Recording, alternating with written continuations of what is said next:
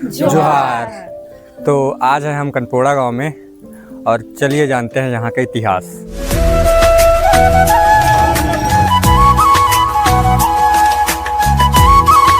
और शिकार करने के बाद इन लोग हिरण मारे या तो कोई बड़ा जानवर मार के लाए थे, तो उस समय ये लोग भूंज रहे थे, उसको एक जगह जमा होकर भूंज रहे थे और भूंजते समय उस शिकार का कान जल गया। कुरवा बोला कि एक इसका तो कान जल गया। तो पहले हमारा गांव का नाम अम्बाटोली था।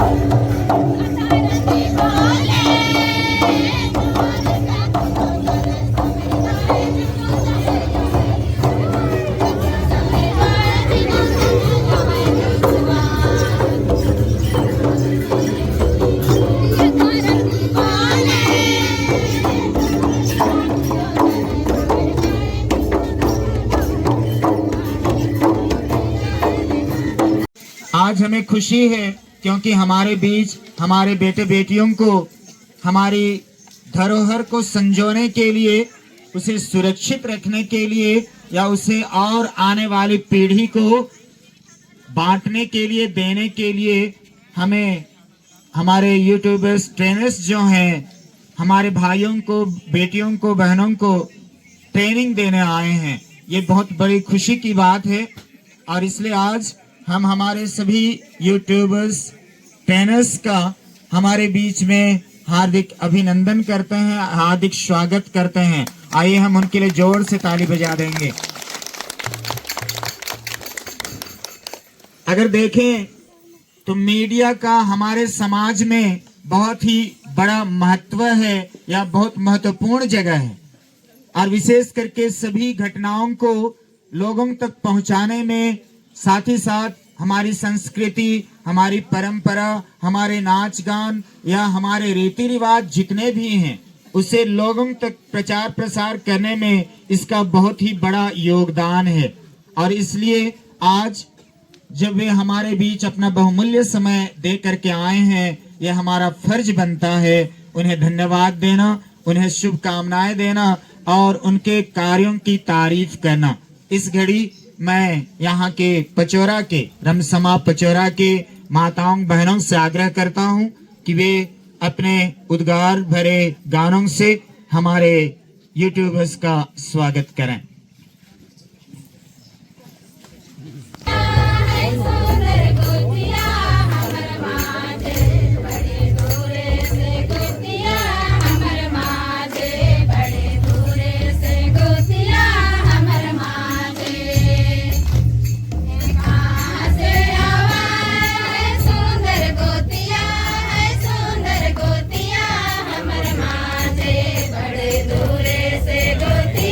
हमर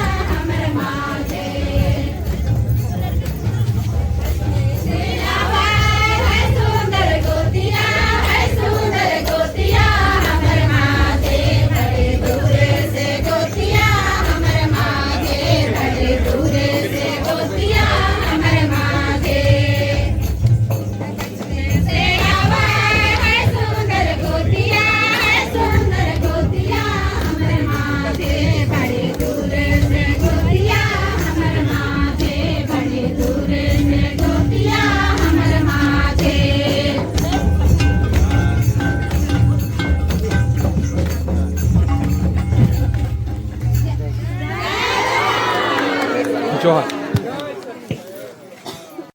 और इतना सुंदर स्वागत के लिए आप सभी का बहुत बहुत धन्यवाद। जोहार। हम उम्मीद भी नहीं किए थे कि इतना सुंदर स्वागत आप लोग करेंगे, तो हमारे सभी साथी तो बहुत खुश लग रहे हैं देख करके ही आते ही। जैसे ही बस से उतरे आप लोग को देखे तो हम बहुत खुश हो गए।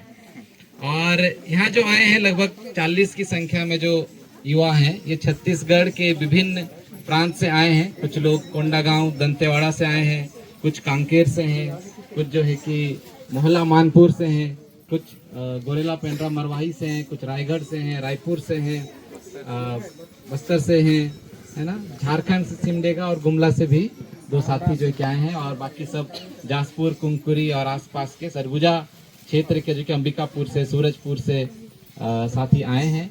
और ये सभी जो है कि कैसे आदिवासी संस्कृति, पहचान, जो समस्याएं हैं, चाहे वो रीति रिवाज हो, चाहे खान पान हो, या हर चीज पूरी आदिवासियत की बात को कैसे वो डिजिटल माध्यम से, मोबाइल का इस्तेमाल करके, सोशल मीडिया के माध्यम से और डिजिटल मीडिया के माध्यम से कैसे संरक्षण कर सकते हैं, कैसे उसका संवर्धन कर सकते हैं, इसी को सीखने आए हैं। और इसी का आज आखिरी दिन है, और आखिरी दिन में जो इतना भव्य तरीके से, इतना सुंदर तरीके से जो है कि ये दिन बीत रहा है, तो हमें बहुत खुशी हो रही है। और बहुत बहुत धन्यवाद इन तीनों गाँव का, आप सभी माताओं, बहनों और मेरे दादा लोग, सियान लोगों का। जोहार। धन्यवाद। तो पुनः हमारे भाई के लिए हम लोग जोर से ताली बजा देंगे। इसी के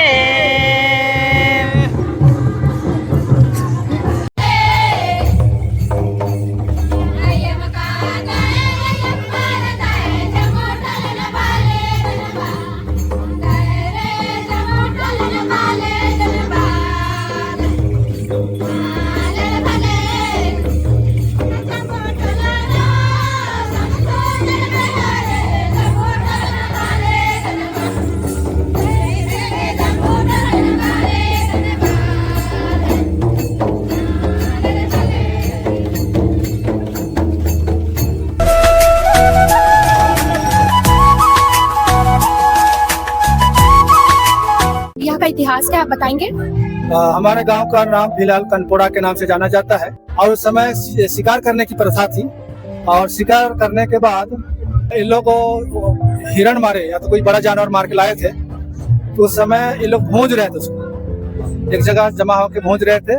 और भूंजते समय उस शिकार का कान जल गया। कुरवा बोला कि एक इसका तो कान जल गया। तो पहले हमारा गांव का नाम अम्बाटोली था। हाँ, वो जल जाने के बाद वही कोरवा बोला कि इस गांव का नाम कनपोड़ा रहे।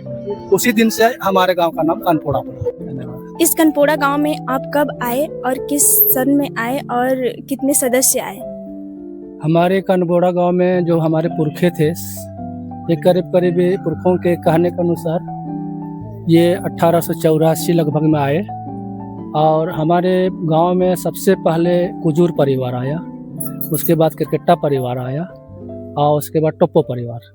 उस समय कम ही घर होता था, 4-5 से धीरे धीरे बढ़ते 15-20 बढ़ते बढ़ते अभी हमारा गांव का जो हमारा समाज का घर है, ये करीब करीब 80 परिवार है।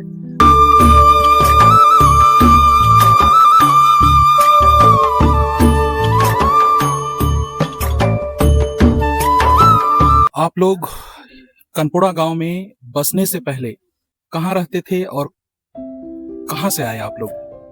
पुरखों के इतिहास और उनके बताए अनुसार हमारे गांव के जितने भी पुरखे आए करीब करीब ये बरवाई से ही आए। यहाँ पर बहुत माने जंगल झाड़ी एरिया था।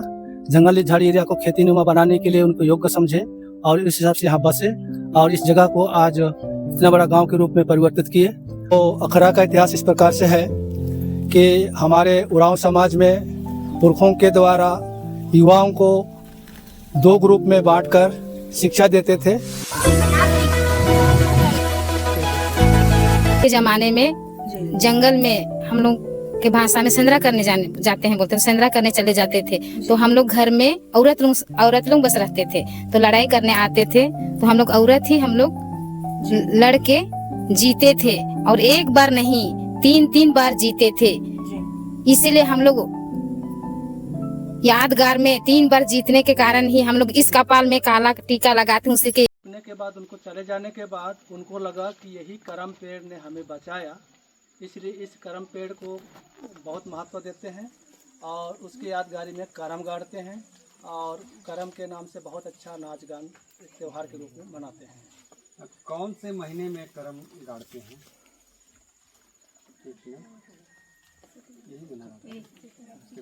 सितंबर में ही। धान वान पूरा, हाँ, धान वान पूरा मैंने बाली नहीं आया रहता है, उससे हाँ दाढ़ वाला पक जाता है, जैसे गोड़ा वोड़ा बोलते हैं वो पक जाता है, तो उसी समय मनाते हैं।